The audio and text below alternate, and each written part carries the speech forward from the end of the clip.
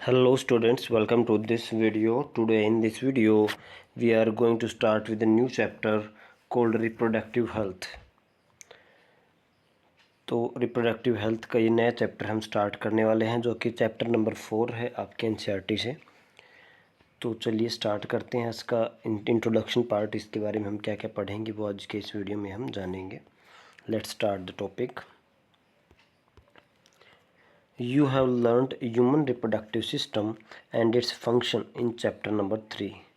तो हम पिछले चैप्टर में ह्यूमन रिप्रोडक्टिव सिस्टम जिसके अंदर मेल फीमेल रिप्रोडक्टिव सिस्टम की पूरी हम स्टडी कर चुके हैं। Let's discuss a closely related topic reproductive health.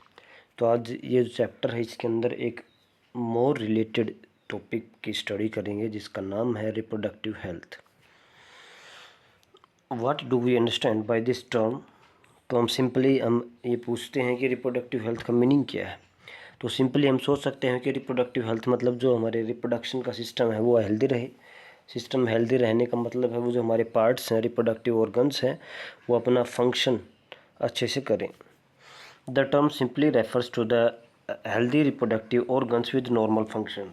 तो जो रिप्रोडक्टिव ऑर्गन्स हैं वो हेल्दी रहें और अपना नॉर्मल फंक्शन करता रहें। However, it has a broader perspective। तो क्या है ये एक ब्रॉडर प्रोस्पेक्टिव है जिसके अंदर मतलब क्या है ये इसको अगर हम ब्रॉड रेस्पेक्ट में अगर बात करें तो इसके अंदर क्या है ये emotional and social aspects of reproduction. तो इसके अंदर रिप्रोडक्टिव ऑर्गन्स का हेल्दी और फंक्शनल रहने के साथ साथ पर्सन का इमोशनल और सोशल एस्पेक्ट भी आता है। मतलब उसके अंदर इमोशनली भी वो रिप्रोडक्टिव हेल्दी होना चाहिए और सोशली भी वो हेल्दी होना चाहिए। तो ये चार इसके अंदर आ जाएंगे।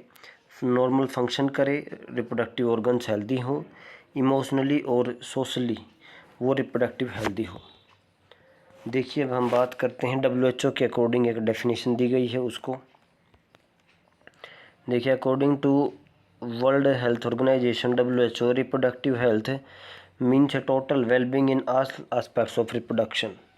मतलब जितने भी एस्पेक्ट हैं रिप्रोडक्शन के उसके अंदर टोटल वेलबींग सही होना, अच्छा होना।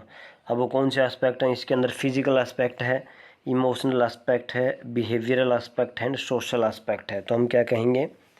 According to WHO reproductive health means total wellbeing in all aspects of reproduction, यानी कि it is social aspect, emotional aspect, behavioural and physical aspect of reproduction.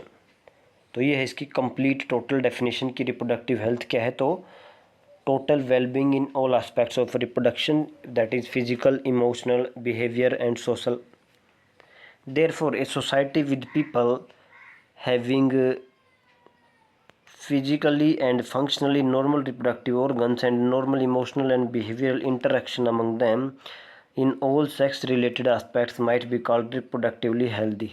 तो हम एक रिप्रोडक्टिवली हेल्दी सोसाइटी किसके अंदर कहेंगे कि भाई एक ऐसी सोसाइटी जिसके अंदर जितने भी जो ऑर्गेनिजम्स हैं, जितने भी जो ह्यूमन बींग्स हैं उनके अंदर फिजिकली और इमोशनली,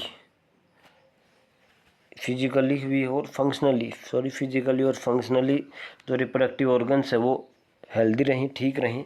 इसके साथ साथ वो इमोशनली एंड बिहेवियर इंटरेक्शन जो एक दूसरे से इमोशनल और बिहेवियर इंटरेक्शन भी और जो भी सेक्स रिलेटेड एस्पेक्ट हैं वो उस सभी चीज़ों में ठीक रहें। तो वो हम उसको कहेंगे that is a reproductively healthy society. अब ये क्वेश्चन आता होगा कि मन में कि ये सब पढ़ने की क्या ज़रूरत है और रिप्रोडक्टिव हेल्थ को मेंटेन करने की क्या ज़रूरत है। तो इसी को हम इस चैप्टर में जानेंगे कि भाई सिग्निफिकेंस क्या है रिप्रोडक्टिव हेल्दी रहने का। तो देखिए एग्जामिन करते हैं कि सिग्निफिकेंस क्या है। तो इसके अंदर सिग्निफिकेंस के अंदर हम क्या, ये जो आपके टॉपिक हैं इसके बारे में देखते हैं कि सबसे पहला जो आप चैप्टर में टॉपिक करने वाले हैं वो है reproductive health problems and strategies. कि जो रिप्रोडक्टिव हेल्थ है उसके अंदर कौन कौन सी प्रॉब्लम्स आती हैं और उन प्रॉब्लम्स को सॉल्व करने के लिए क्या क्या हम स्ट्रेटजीज अपना सकते हैं। क्योंकि रिप्रोडक्शन से ही रिलेटेड टॉपिक है पॉपुलेशन और बर्थ कंट्रोल, जिसके अंदर हम ये भी पढ़ेंगे। एक MTP होती है, medical termination of pregnancy, MTP बोलते हैं। इसके बारे में भी हम पढ़ेंगे कि अगर हम जो एम्ब्रियो फिटस होता है वो अगर उसको हम किस केसेज के अंदर उसको हम टर्मिनेट कर सकते हैं, उसको हम डेड कर सकते हैं। और लास्ट में है आपका सेक्सुअली ट्रांसमिटेड डिजीज़, क्योंकि रिप्रोडक्शन के दौरान ही कुछ डिजीज़ होती हैं, वर्नल डिजीज़ बोल देते हैं इनको, या सेक्सुअली ट्रांसमिटेड डिजीज़ STDs बोल देते हैं, इनके बारे में जानेंगे। और लास्ट में इनफर्टिलिटी के कॉजेज़ क्या होते हैं, इसके क्या क्या सॉल्यूशन हो सकते हैं, ये हम जानेंगे। तो ये था आपका एक इंट्रोडक्शन का वीडियो जिसके अंदर आपने जाना कि भाई ये कैसे काम करता है, रिप्रोडक्टिव हेल्थ किसको बोलते हैं, इसके क्या क्या मेजर एस्पेक्ट्स हैं, इसको हम क्यों स्टडी करते हैं, और इस चैप्टर में हम क्या क्या स्टडी करने वाले हैं। तो अगला जो टॉपिक रहेगा वो आपका रहेगा रिप्रोडक्टिव हेल्थ एंड स्ट्रेटजीज़।